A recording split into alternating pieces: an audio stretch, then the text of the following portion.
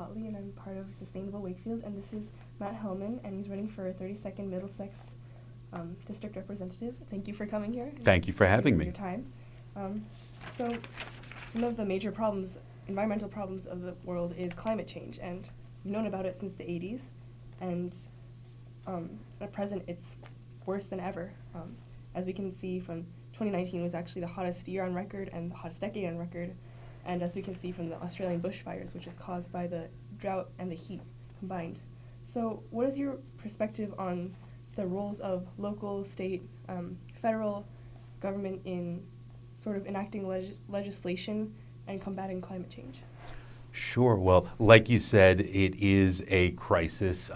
It's worth noting that we're recording this in the middle of January on a 70-degree day. And now, of course, there's a difference between weather on a particular day and climate, but it's indicative of the extreme changes that are going on. And like you mentioned, a substantial portion of the continent of Australia is burning because of drought.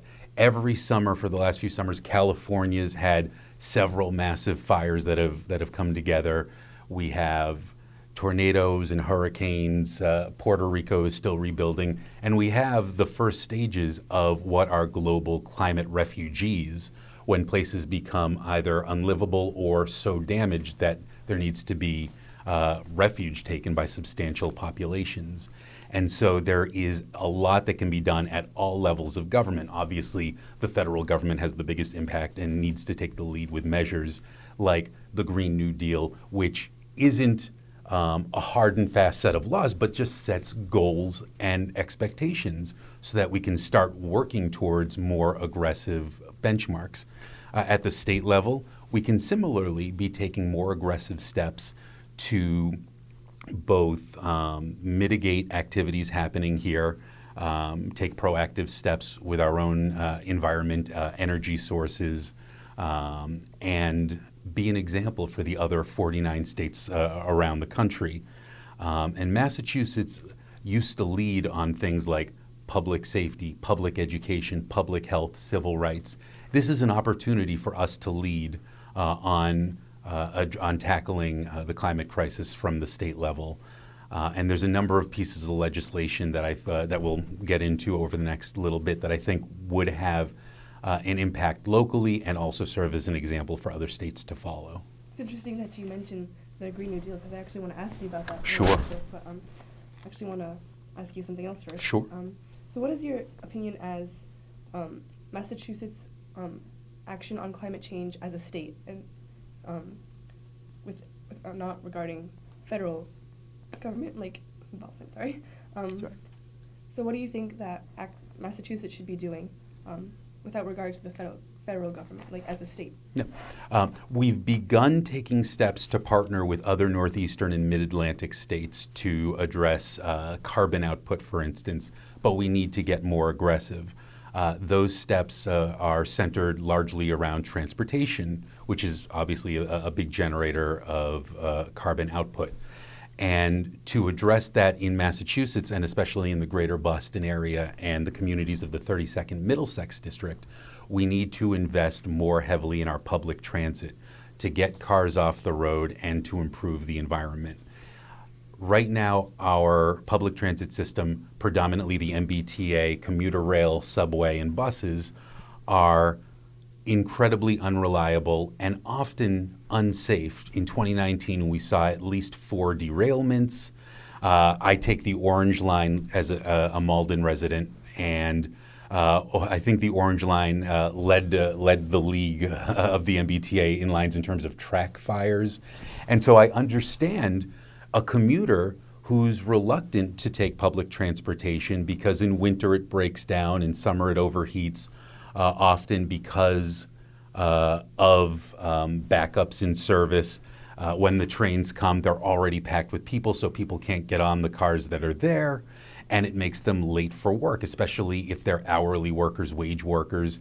It can jeopardize their job. And so I sympathize with someone who's reluctant to take the MBTA as it currently stands, and would rather drive in, even with the traffic, even with the environmental impact, So we need to invest more heavily in capacity, we need new leadership, and we need a lot more transparency at the MBTA so that people can regard it as a reliable option and take that instead of driving, and then get some of these cars off the road, increase usership of our public transportation. So that is certainly important, and another important aspect of climate change is flooding. And since we are a coastal state, this is a very important issue to Massachusetts. So what do you think that Massachusetts should be doing and to mitigate flooding and to prepare for it? And do you think we're doing enough as it is, or how do you think we stand in regards to this? Well, we need to, mitigation is the key term, because we've reached the point where the impacts are already being felt. So there's no just turning the bus around and reversing the impact. We need to mitigate. That takes innovation, and that takes investment in new technology.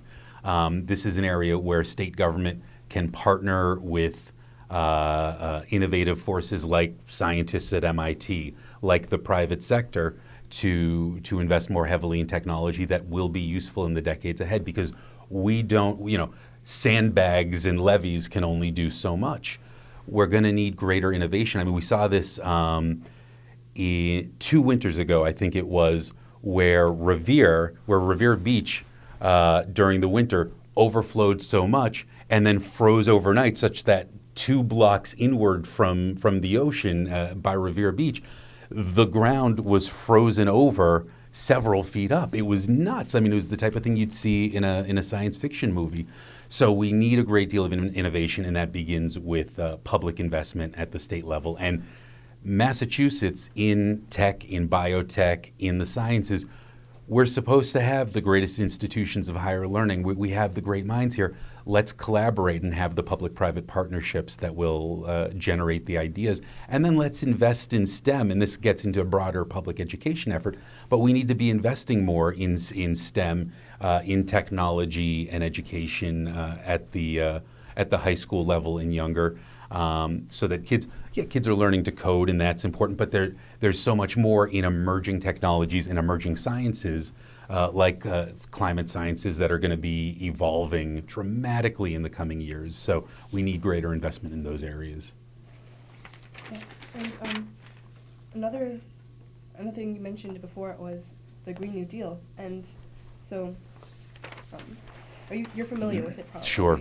But in case anyone who's watching isn't, I'll just read some points that are important about the Green New Deal.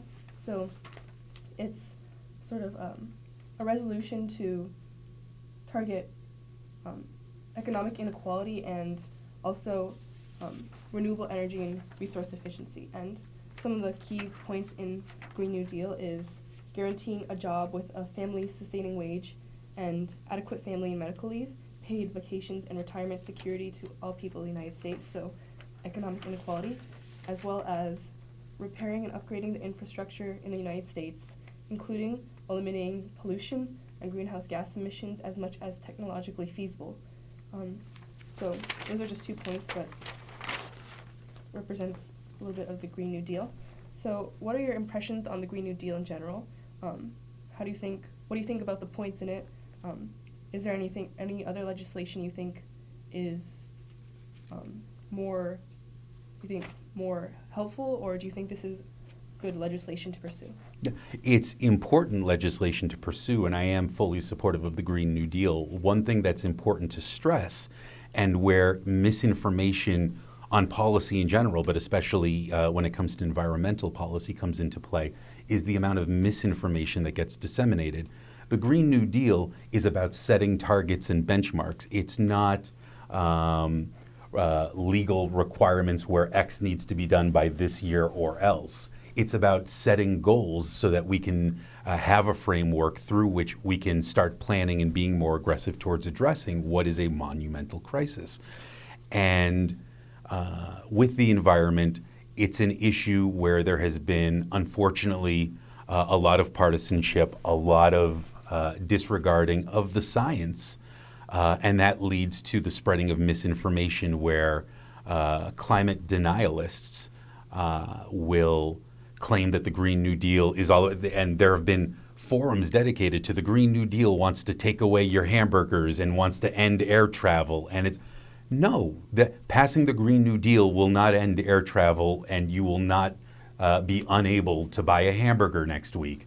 It's about setting long-term goals that will aggressively address climate change that involves behavioral changes over time, but will not do anything to compromise quality of life in the way that's being described. And that's where misinformation needs to be combated urgently so that we can have an honest discussion, because the private sector acknowledges the reality of climate change. Insurance companies have to address this, especially like if you own a home on the coast where there's going to be coastal erosion, sea level rise in the coming years.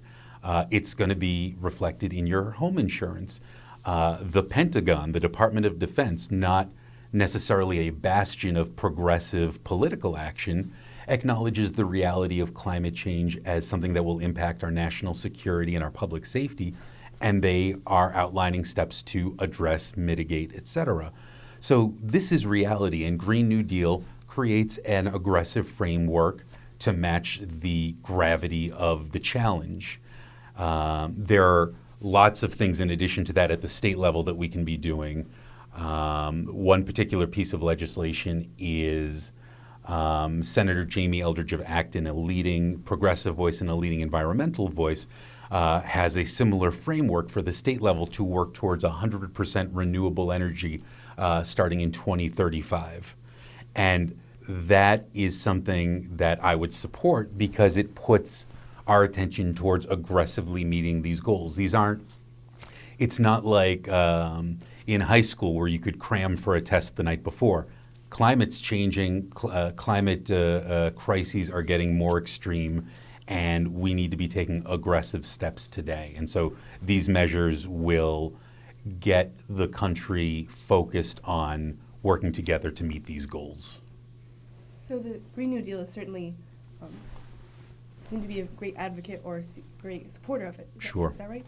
Well, do you think that Massachusetts could move in on or enact any of these points sort of to, as a state individually without necessarily being involved in it? Do you think Massachusetts could involve any of these points in its own legislation? Yeah. In addition to Senator Eldridge's 100% renewable goal by 2035, we have the opportunity to invest in renewable energy like greater offshore wind farms.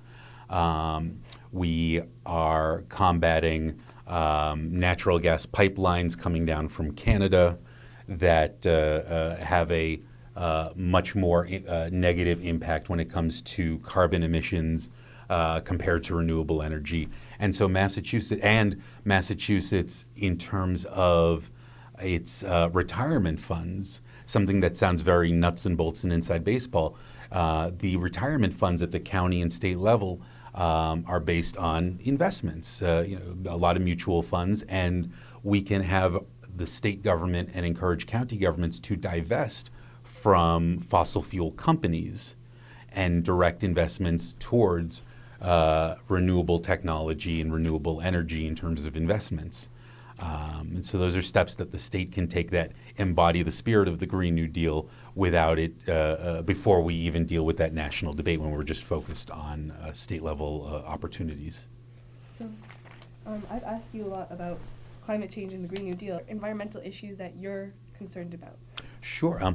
Well, at the local level, something that has galvanized a lot of energy at the municipal level across the Metro North region has been plastic bag bans and single-use plastics bans. And given the increasing studies and increasing science on how plastics wind up in the food chain, that's something we need to enact statewide as soon as possible, because we think that we can throw away the plastic and it'll be in the landfill and that's it. Plastics get in the ocean. I don't want to misinform with a wrong statistic, but I've heard at this point the studies are showing that at some point in the near future, the gross tonnage of plastic in the ocean will outweigh the gross tonnage of sea life in terms of in terms of fish and marine mammals. So that's just nuts. I mean, that's bananas. We have to begin addressing our plastic consumption, and so plastic bag bans and single-use bans and reductions are areas where we can take action at the local and state level. Similarly, just in the Globe this weekend, if you read the Boston Globe this weekend, there was new information about the increasing cost of recycling programs at the municipal level, where, in years past, in part because there was a very large market based in China that would purchase a lot of the renewable materials, cardboards, plastics, etc. It was profitable for communities to run curbside recycling. It would either be cost neutral, and some communities even made revenue off of it. And because the market has diminished so much because of contaminated recyclables, it's now much more expensive to run municipal recycling programs, and a lot of municipalities are looking at ending their curbside recycling program, which would diminish greatly the amount of recycling that's done in our communities in total, since much of it goes through the curbside program where, weekly there's recyclable pickup. And so that's something that the state needs to look at, whether there is an opportunity for the state to subsidize programs or look at federal grant-making opportunities. But it would be so damaging to see a lot of these municipal curbside recycling programs end. That's an area where state lawmakers need to begin tackling this problem aggressively, working with municipal leaders, federal representatives, and everyone at the state level to see what we can do to keep these programs going, even if they're not as profitable as they once were. We need to address how we can continue recycling. That's interesting that you brought the China and taking our recyclables, because if I'm not mistaken, that there's discontinuing that. Yep. And there's a lot of issues in China with the overflow of Sure. these basically resources and these waste, basically. Yep. I think that's very interesting that you brought Yeah. that up, because that is a problem. And when we put it in the little recycling bin and it gets picked up, we think, all right, we're done. And now wherever it goes, it's going to be recycled. It's out of sight, out of mind. And the plastic doesn't end. It gets recycled and reused, hopefully. But its existence doesn't end. And the waste, the gross tonnage of waste still exists, whether it's in China or Indonesia, or we resend it to other parts of the country, or it just becomes part of the landfill. It's still there, and we need to stop having an out-of-sight, out-of-mind mentality when it comes to things like this. That's very true. But sort of as a diversion, for sustainable living, that can mean a lot of things to a lot of different people. It can be with businesses, it can be on an individual level. But for you personally, what kind of sustainable living practices do you sort of undertake, or do you support or are interested in? Sure. One thing I did when I bought my current home that I recommend everybody do, whether you've just bought a new home or you've lived in your home for years, and if you're a renter, certainly contact your landlord. Through Mass Save, you can have a home energy audit where they check the quality of your insulation, they check the status of your appliances, and they make recommendations for how your home can be more energy efficient, which isn't just better for the environment and better for the world, though it is, and that's important. It can also save homeowners money. After I got new insulation put in my attic, it keeps my home cooler in the summer and warmer in the winter, so I don't have to turn the AC up as much in the summer and turn the heat up as much in the winter. It saves me on my energy bill, and it's better for the environment. So that's the number one thing is I would recommend folks reach out to Mass Save, do the home energy audit, and then at home, look to see if you're looking to buy a new appliance, new washer and dryer, new dishwasher, etc. Look to see what the most environmentally sound appliance options are for what you're looking for, because that can save you money in the long run and help the environment. Well, it is certainly important that the state do something, but do you have any recommendations for like individuals, because I think it can be overwhelming? Sure. I mean, the top two things are stay informed and stay active.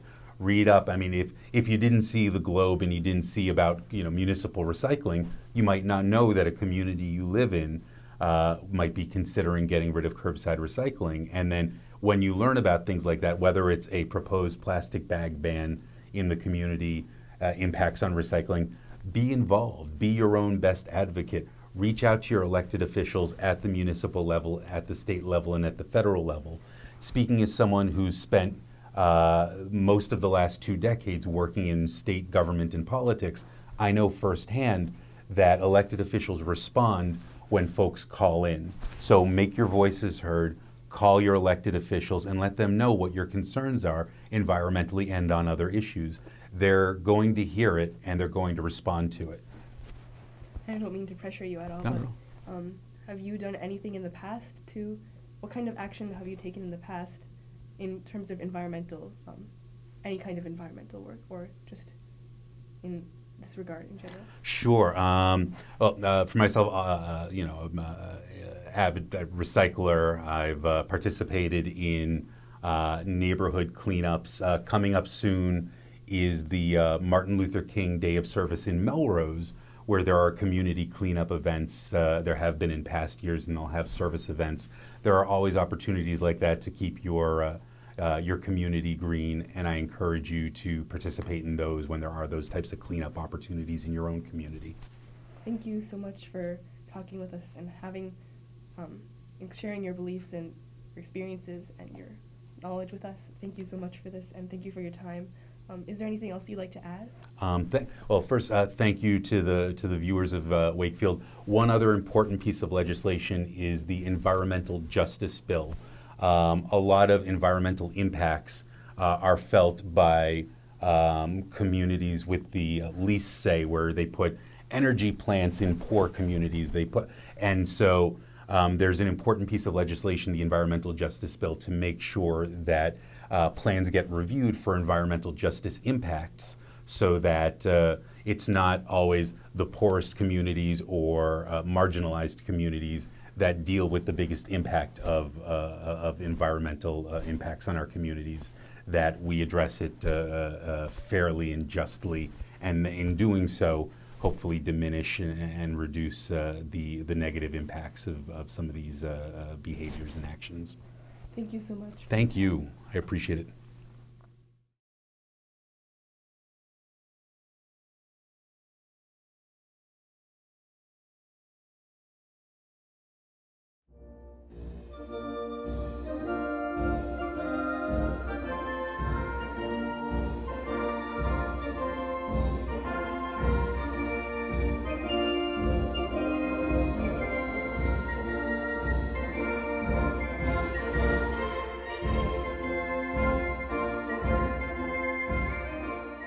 Hi, I'm Jasmine, and I'm a part of Sustainable Wakefield, and this is Ms. Kate Lipper-Garabedian, and she's running for 32nd Middlesex State Representative.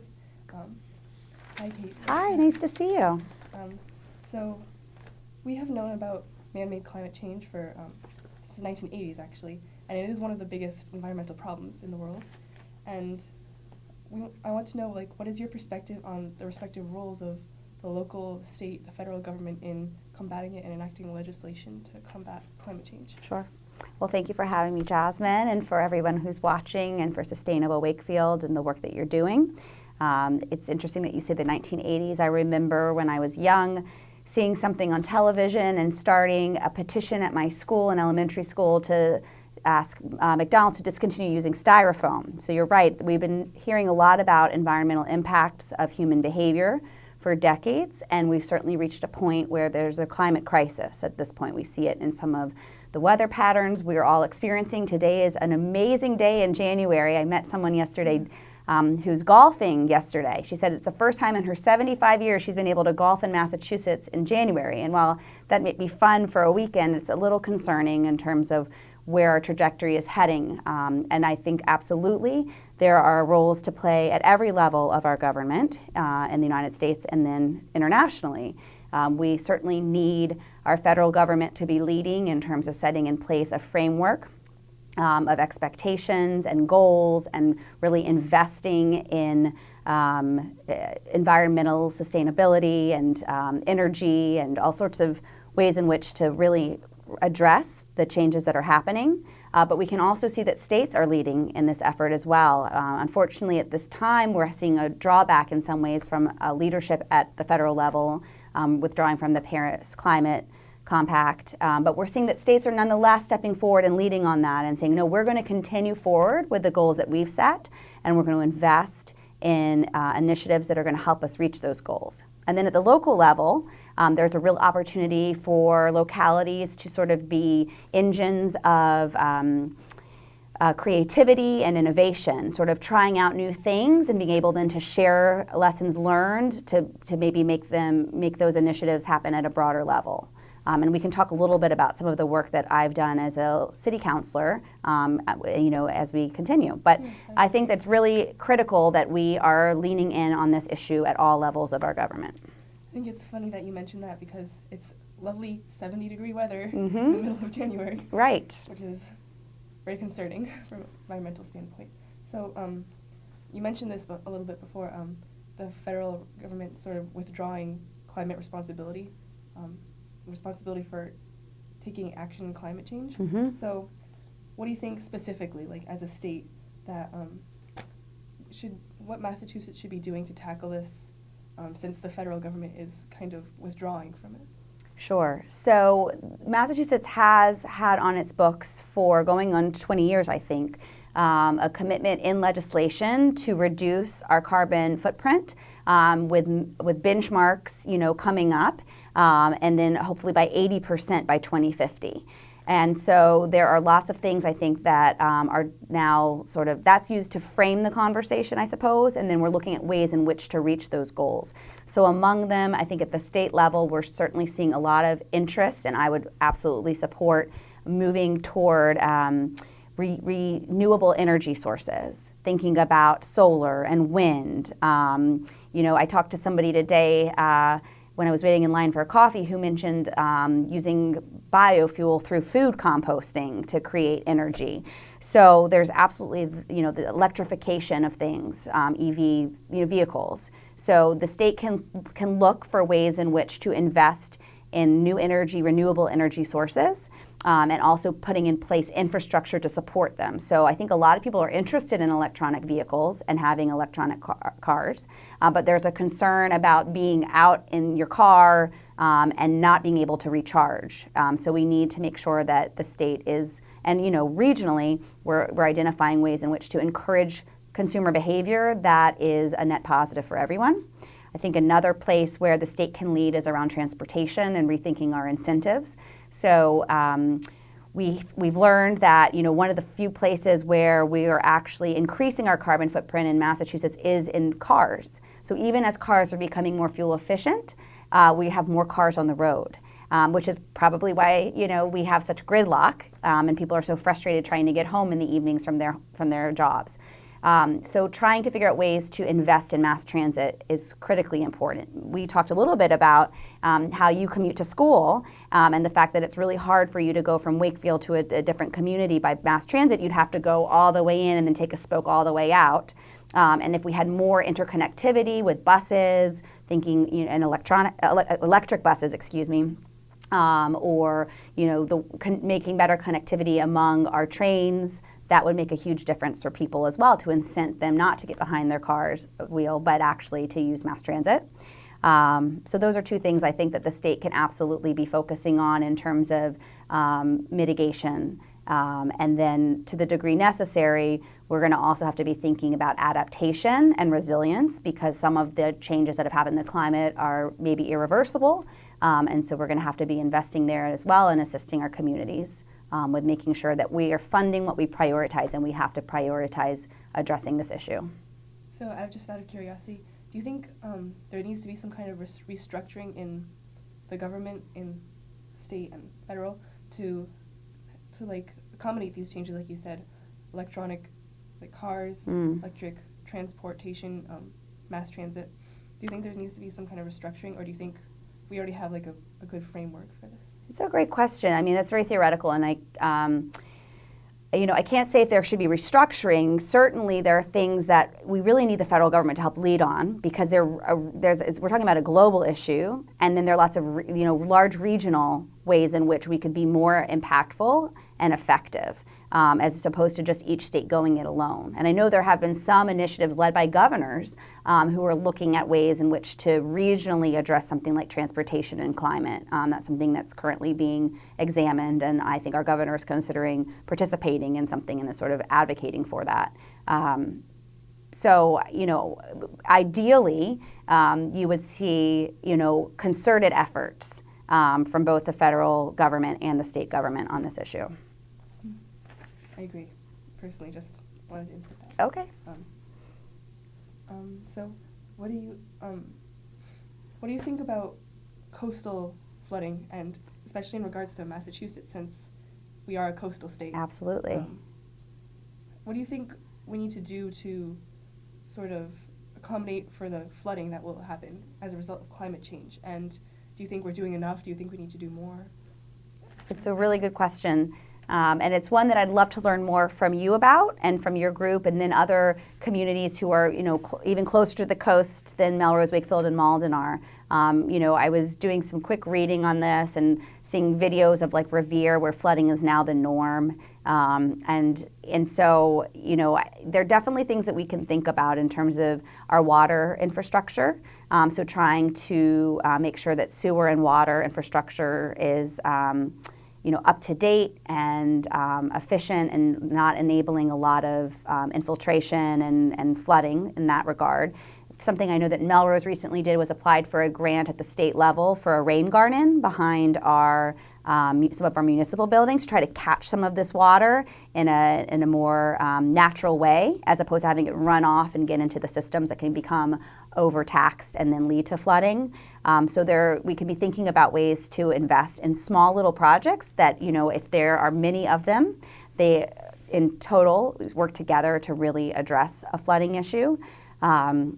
I remember on social media seeing recently that a number of friends had posted about Christmas trees, and how in certain communities are now using Christmas trees, not in Massachusetts, I think this is in the South, but there's a company that's taking them and helping with dunes along the coast. I don't know if that's something that can translate to Massachusetts. This is not an area where I'm an expert, but certainly I'd want to learn more about this and think about ways that we can advocate for existing initiatives that are doing a good job, and then also be even more experimental and innovative, because this is going to be a big issue for us. I mean, so much of our economy and our identity as a state is being a coastal state, and so we're going to have immediate impacts as the sea levels rise. And have you heard of the resolution, the Green New Deal? I have. Are you familiar with any of it? I'm generally familiar with it, so I've seen sort of at a high level. I haven't reviewed any exact legislation that's actually been drafted and any of the policy points, so I'm looking forward to hearing a little bit more from you. So it's basically a resolution proposed by Senator Markey, and it's aiming to address basically economic inequality, coupled with sort of introducing renewable energy into the, as you said, transportation. That's one of the main points of it. Great. And I just want to know, what are your impressions of the Green New Deal? Its points. I can read some to you if you like. Sure, and maybe other people who are watching would benefit from it as well. That'd be great. Thank you. Some of the points are guaranteeing a job with family-sustaining wages, adequate family and medical leave, and paid vacations, retirement security to all people of the United States. And another is high-quality health care, affordable and safe and adequate housing, economic security and access to clean water, air, and healthy and affordable food and nature. Okay. And those are more the economic inequality aspects of it. And also for environmental aspects, it's more repairing and upgrading the infrastructure of the United States, including eliminating pollution and greenhouse gas emissions as much as technologically feasible, and upgrading to energy efficient smart power grids, and working to afford to ensure affordable access to electricity. So those are just a few points on it. But Sure. what is your sort of impression on the Green New Deal, and do you support it? Is it something you'd be interested in? And do you think there's any possibility of it, of Massachusetts having some sort of involvement in this? Great questions. So absolutely, at a high level, the things that you have listed are things that we should be moving toward. And what's interesting to hear in terms of that list is there's a recognition, I think, that a lot of the environmental impacts of climate change are occurring disproportionately or disparately, that not everyone is feeling the impacts in the same way. So there are, studies just in Massachusetts about which neighborhoods and which locations are more likely to have health impacts from all of the transportation emissions that are occurring. And they're, lower income communities, often communities of color. And so we absolutely need to be thinking about environment and climate as part of, a bigger conversation about what it means to live in 21st century America, and, how do we try to ensure that everyone has, equitable access to services, that the health outcomes and access to health care, are available to, all families sort of as part of the common good and sort of and ultimately sort of moving our society forward together.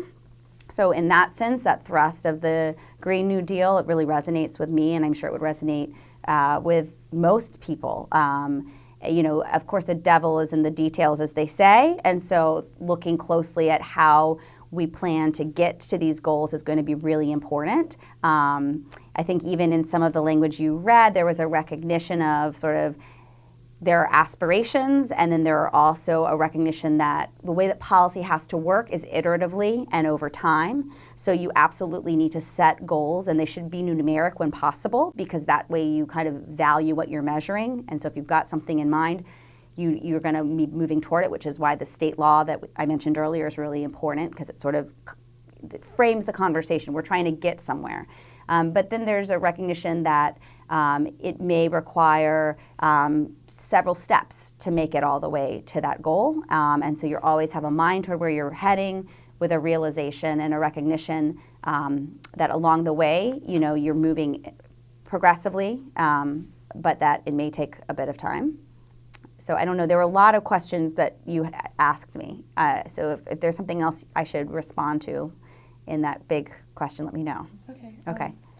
But do you think, since the Green New Deal is very socioeconomic and environmental intertwined, Right. do you think these two issues in general need to be worked together, or do you think they're intersectional or separate? That's great. Well, I think all issues are intersectional. You always see that. So even if you're examining something that appears to be finite as a law, I think as a state representative, or maybe it's my training as an attorney, I would recognize that anything that we enact will have other impacts. So to the degree that you have a more omnibus, I think they will call it, sort of legislation that's trying to address a lot of different things, that there's some authenticity in that, because it's sort of a recognition that when you enact policy in this area, it likely will have impacts in other areas. So I'm comfortable with that. I guess part of the question would be, what is more likely to be successful, and when you're working your way through the legislative process. And typically what we see is you need advocates who are looking at the big picture and at particular areas of interest that they really care about. And so it's good to have a complement of allies when you're working on something like green legislation. Do you think since there's many points to this Green New Deal, do you think that Massachusetts should basically enact any, or could enact any of these individual points, not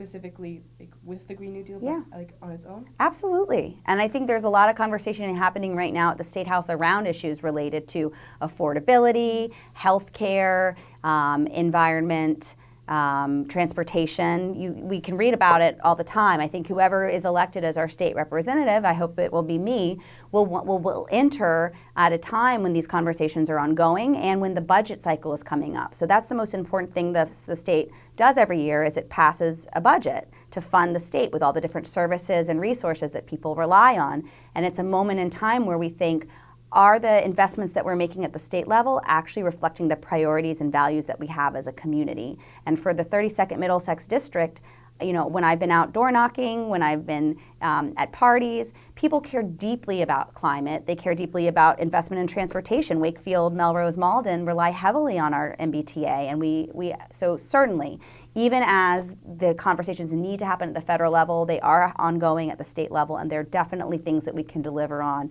among the list that you've just provided. And more personally, do you have so sustainable living is a sort of a buzzword, but also very important in sort of addressing these environmental issues on a broader scale. Yes. It can mean many things. It can be for businesses, it can be for individuals. So is there anything personally that you have been interested in or that you've done to sort of partake in this? Absolutely. And I appreciate the chance to get to talk with you a little bit, Jasmine, before we sat down. And I mentioned the styrofoam when I was a young student, and I think my commitment to sustainable practice has never wavered.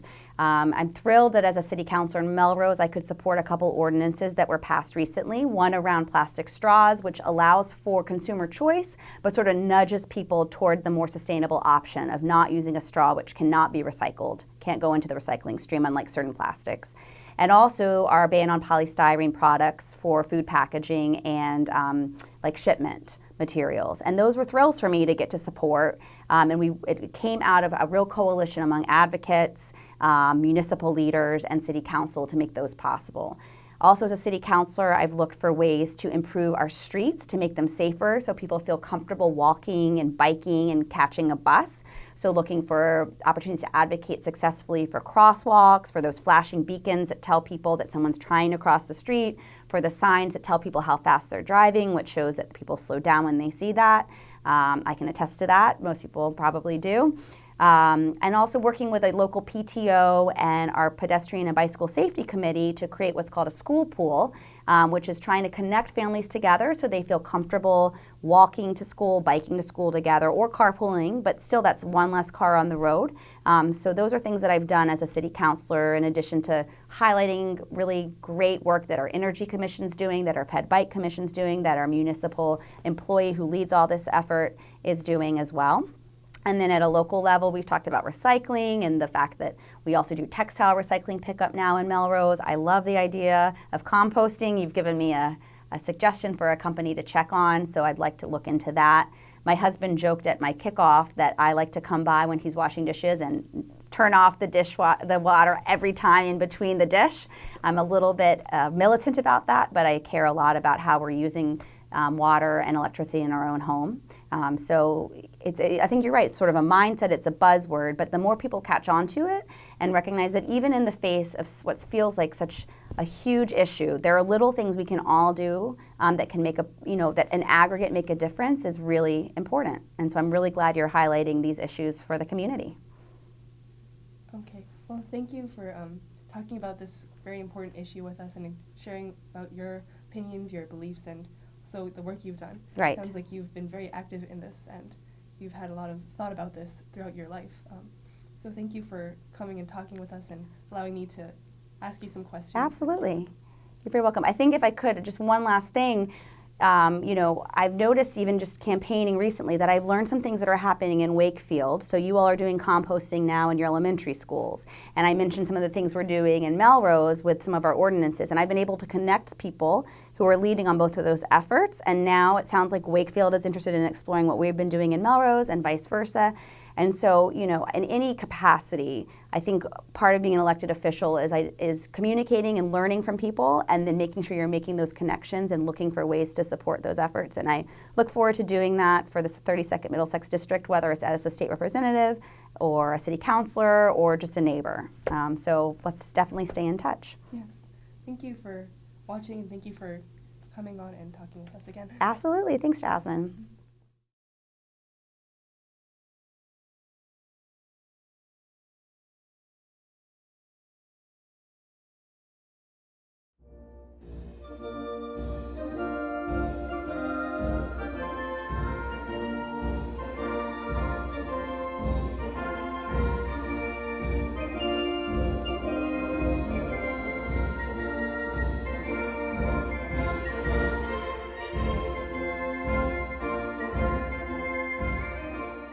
My name is Jasmine, and I'm a part of Sustainable Wakefield, and this is McGonigle Santos. Yes. And she is running for 32nd Middlesex District Representative. Mm-hmm. Thank you for coming here. And Absolutely. Thank you for offering the opportunity to chat. So one of the major environmental issues of this time is climate change, and human-caused climate change specifically. And we've known about this since the 1980s. Right. And we can clearly see like some of the disastrous effects, such as the Australian bushfires, major flooding Right. in coastal areas. But also, in today, it's a 70-degree day in the middle of January, Right. which is small but not to be overlooked. Absolutely. So, what is your perspective on the role of different governments, such as local, state, federal, like at different levels, in combating climate change and enacting legislation to combat climate change? Sure. So in a perfect world, the federal government would be pushing standards and working internationally, being a part of the Paris Accord. In a perfect world, we would take our cue from the federal government to try to slow some of the impact that we've had, and we've seen such a fast impact over the last couple of decades as opposed to the hundreds of years before. So we're not in that perfect world right now. So we can't necessarily look to the federal government for that kind of help.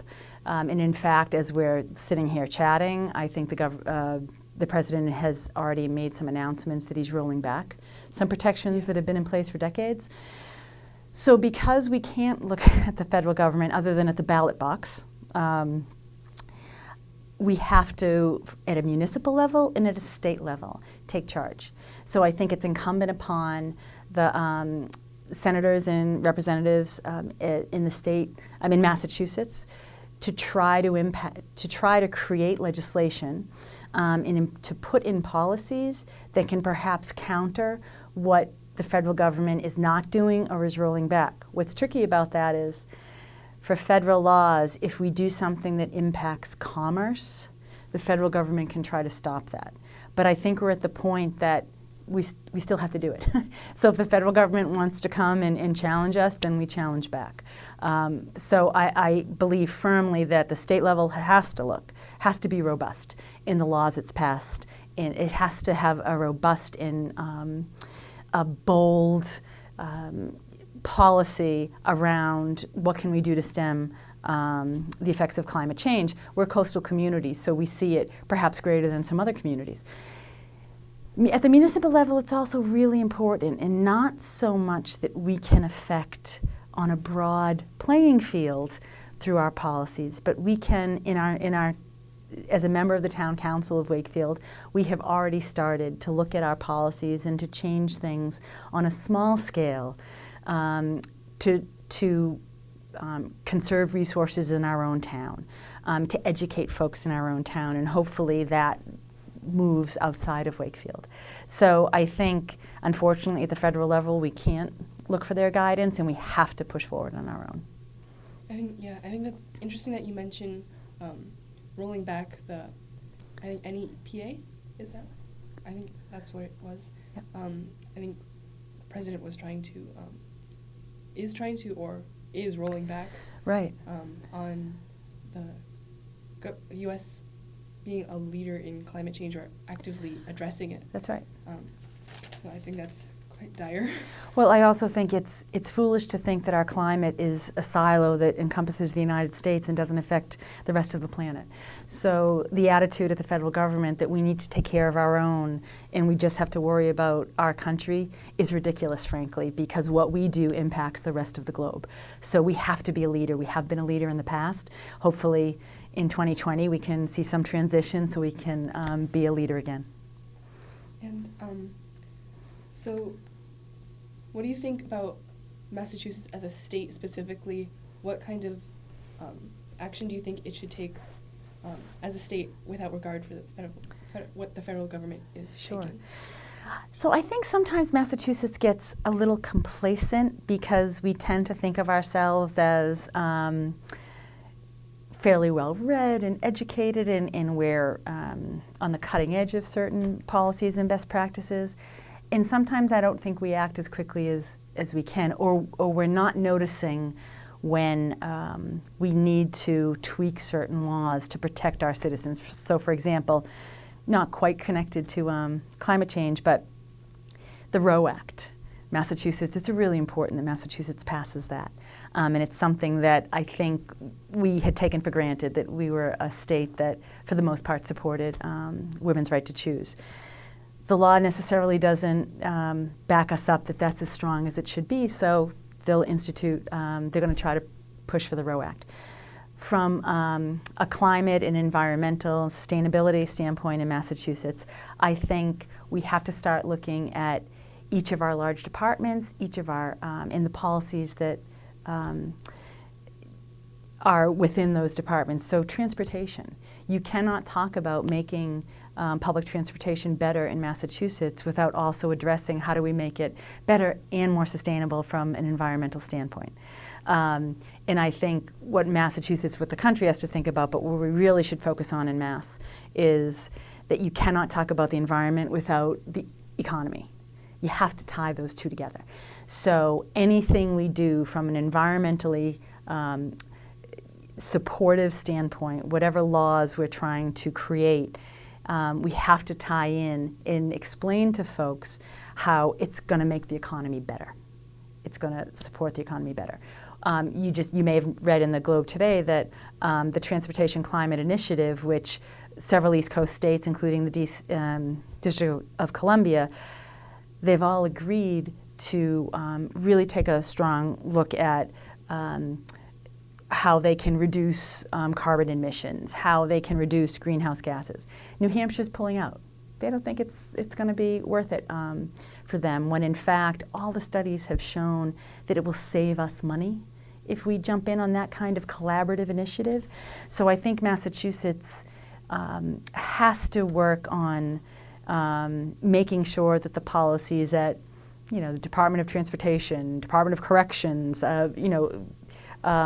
all of our statewide departments have an environmentally friendly lens to them, but to also appreciate, again, we're New Hampshire, Maine, Rhode Island, what are our neighboring states doing, and how can we bring together a collaboration of states to make sure that it's not just us acting. I think when you mentioned Roe, the Roe Act, yeah. I think in a lot of, if I'm not mistaken, in a lot of states, there's, if not Massachusetts, there's been a lot of combat by various people and organizations on that right, and a lot of harassment, people trying to obtain that right. Sure, absolutely. And I think in Massachusetts we might feel that, where it's a fairly progressive state and that right has been protected, but there's aspects that we're not doing as well as other states. I think environmentally it's probably the same case. So just like a great business will look outside to see what best practices are, Massachusetts has to do the same thing. And so there's a lot of aspects to climate change. Certainly climate change is not the only problem, right, but it's a major one. And one of the aspects of climate change is flooding. And we have seen it in other areas, right, and it will be catastrophic, likely in our own state, sure, because as a coastal state, this is very issue close to Massachusetts. Yep. So what do you think that Massachusetts should be doing with regards to mitigating flooding, and what do you think is it doing right now, and is it enough?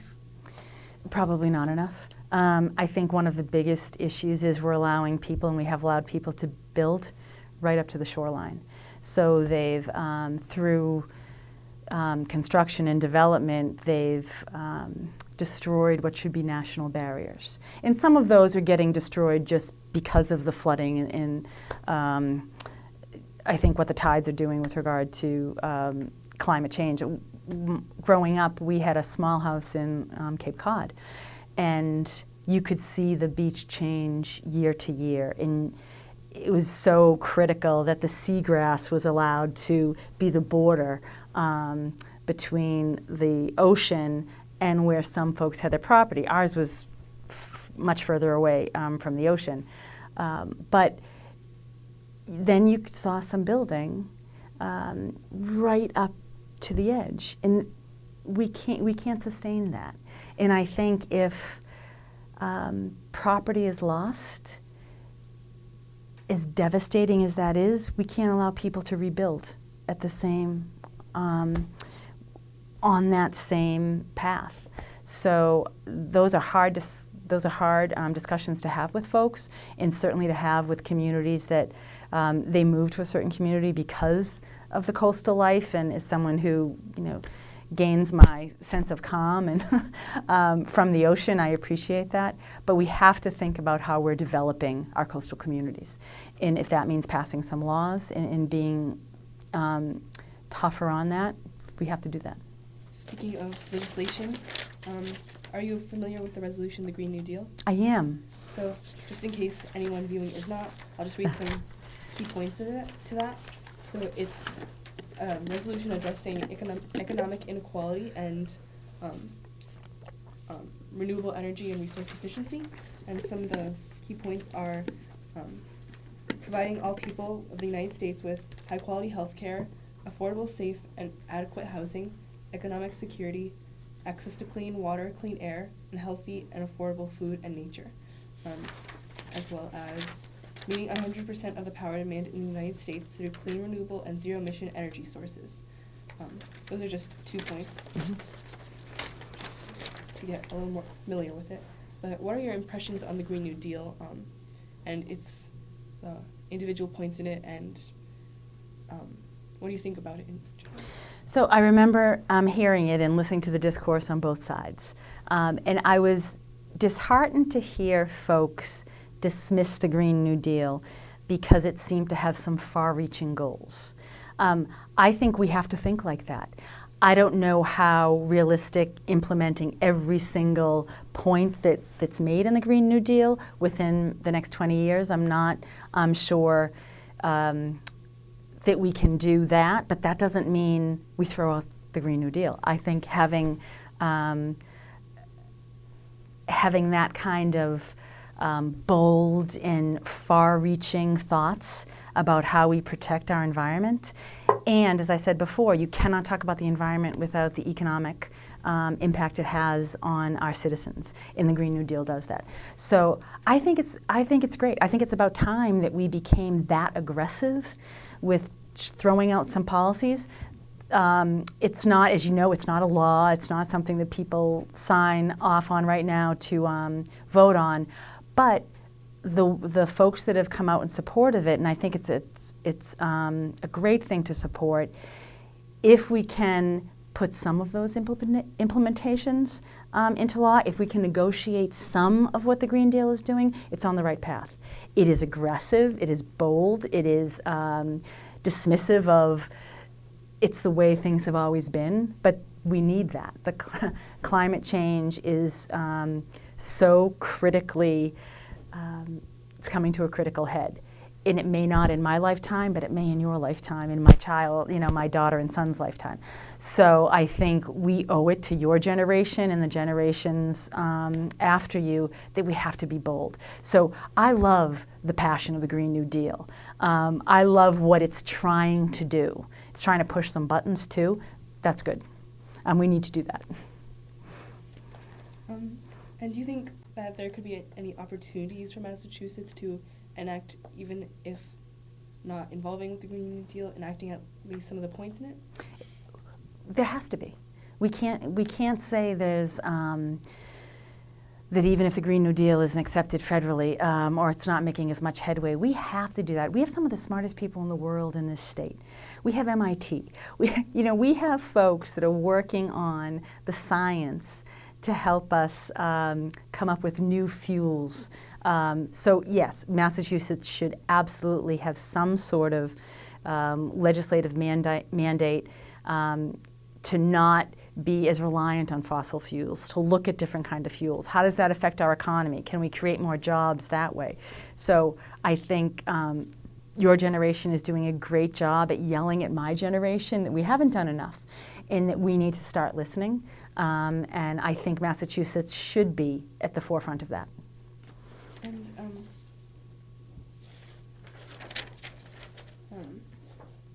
a lot of people can be overwhelmed with this kind of all these things happening.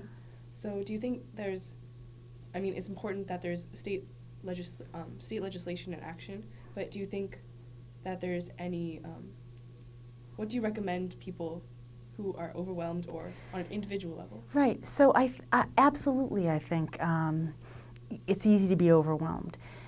But I think everyone can play their part, even if it's changing their attitude about something small. First of all, people need to educate themselves. They need to understand the science, embrace the science, and put behind any question that we don't have a crisis happening. So educating yourself is one thing. But I think everyone can do a small part. So, public transportation. Now, I've taken public transportation for 30 years. It's something that is just something that I feel that I play maybe a small part in not driving my car into Boston every day. I think folks can think differently about recycling, and I notice very much the type of packaging of items that I buy, and I will move away from something that has excess of plastic or little things like that. Is that going to change the world? Probably not. But if folks can make a small change, even in their attitude, that ripple effect will certainly help. It's not going to hurt. I think changing the attitude and educating folks around us is one way that we can at least be more mindful about the imprint that we're leaving. I've talked a lot about climate change and Green New Deal, but what environmental issues are most concerning to you or most important to you? So I think as a member of the Wakefield Town Council, I'm really proud that we supported the creation of the Environmental Sustainability Committee that has worked, that works very closely with all of our departments, our town departments, the town administrator, in examining policies. So, for example, for new growth in Wakefield, what are we demanding of new construction that we didn't 10 years ago? Are we demanding some sort of, can they reduce their energy in a certain way? Can we talk about solar panels? Can we talk about putting in electronic charging stations for vehicles? So I think from a town councilor standpoint, in my small corner of Wakefield, we've done an awful lot to make sure that moving forward, that we are really thinking every project we do, every policy we enact, we have that lens. Are we doing the best we can from a sustainability standpoint? And I think taking what we do in Wakefield, and we've been pretty successful with the collaboration, I think taking that to the state is not that big of a leap.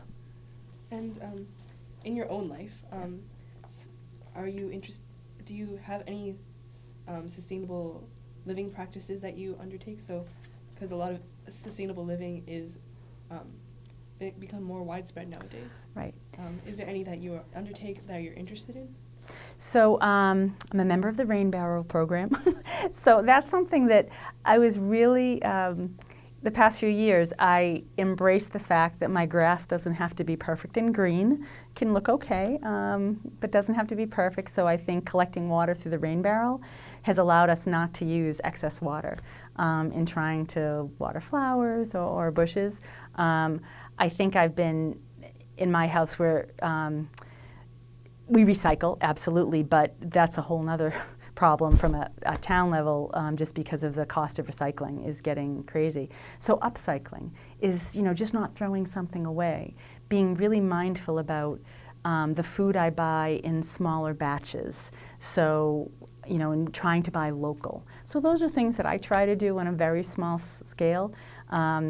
In my employment, they're looking at working from home at least maybe 1 day a week to prevent commuting issues and to try to stop our reduce our carbon imprint that way.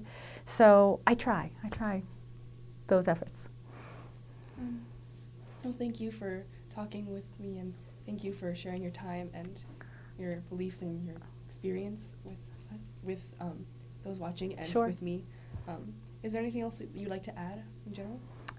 No, thank you, Jasmine. It was lovely to have a young woman in high school conduct the interview. I think that's great, and I think we are going to rely on your generation to be a voice and to make sure that we do what we have to do. So thank you very much for this opportunity. Thank you.